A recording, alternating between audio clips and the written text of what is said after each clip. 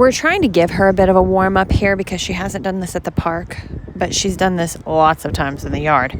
But park is different, new place is different. So we're trying to give her a bit of a warm up here, not just correct her for not listening, although we could do that and she would understand it.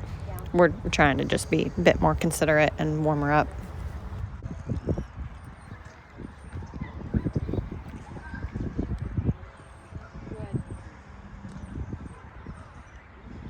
Break. All right, break. Good girl. Let's go. Come on. Come on. Maya, let's go. Good. Let's go.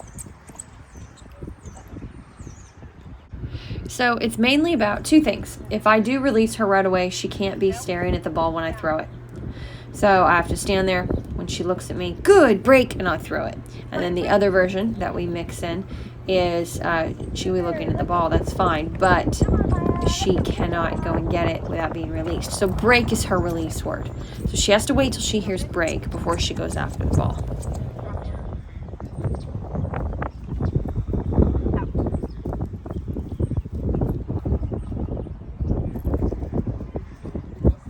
Now right there, Maxine used out to have Maya give more space from the ball because she didn't drop it right away, and she was so intensely squeezing it, almost like something came over her. She's just like, kill it, kill it, kill it, kill it. And so it's good to do some extra impulse control when you see that kind of drive from your dog.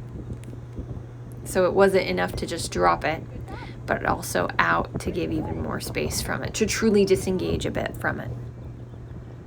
So it's just really important for you guys to have this kind of impulse control anytime you're playing with a driven dog. You never want it to just be play, play, play. It's really bad for their brain and their impulse control, I can't even tell you. And so make sure that you're just layering on this kind of structure when it comes to play. And make sure you don't only play at the park. She's definitely the type of dog that would just get whiny and wouldn't be able to listen, and she would get anxious and in overdrive just being at the park. If she thinks it's because they're always playing play, always going to do play. I have to do the same thing with our border collie. I have to mix in calm, structured walks and work to this park specifically, so it doesn't just represent crazy play. And then the other part is the proofing. We don't usually use squeaky balls for dogs this driven, but this is truly just to challenge her. So we might squeak it, toss it in the air, bounce it on the ground before we even throw it. So lots of proofing with every 2 to 3 throws.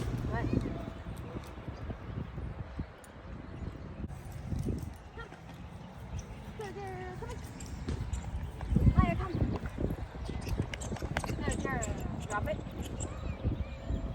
Out.